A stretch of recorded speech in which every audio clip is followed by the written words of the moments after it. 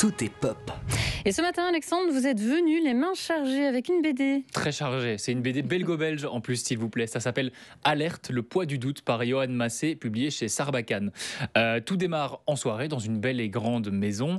Le CEO la CEO même de Pharmacom, un grand groupe pharmaceutique, a invité du beau monde pour fêter la sortie du Zandler, c'est leur nouveau médicament. En gros, ce serait une espèce d'antipsychotique révolutionnaire. Et au milieu de tout ça, c'est la consécration pour Cathy Charlier, qui est la scientifique qui l'a développé. Elle a mis des années à y arriver et ça a aussi surtout sauvé la vie de son fils Adrien qui en prend avant même la mise officielle sur le marché. Bref, tout semble se passer plutôt bien, sauf qu'il y a un inconnu qui débarque dans la soirée, qui met Cathy en joue avec un pistolet avant de retourner l'arme contre lui et de se donner la mort. Donc ça, c'est le tout début de la BD.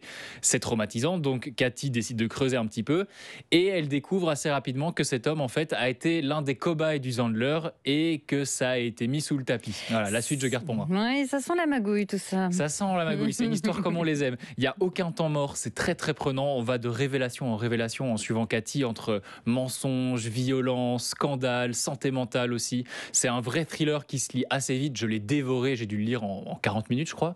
Et c'est très très bien mené aussi par Johan Massé. Côté dessin, ils sont très simples.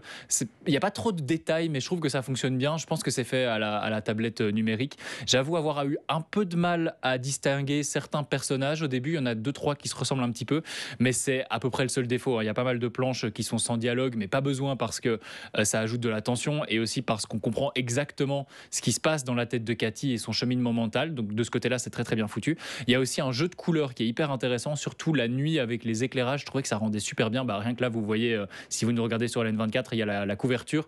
Ça rend vraiment très bien. Globalement, j'ai accroché parce que j'ai trouvé ça joli, raffiné, et puis il y a un côté pastel qui est sympa. Un sans faute donc. On n'en est pas loin. On n'en est pas loin. Franchement, chapeau à Johan Massé parce que je l'ai pas dit, mais c'est sa toute première BD aussi. Premier essai et direct il fait ça. Un carton plein. Ouais, faire aussi fort dès le premier essai, c'est très impressionnant. J'ai très hâte de découvrir le dénouement avec le deuxième tome parce que oui, ça c'est que le tome 1 et ça finit sur un bon gros cliffhanger en plus.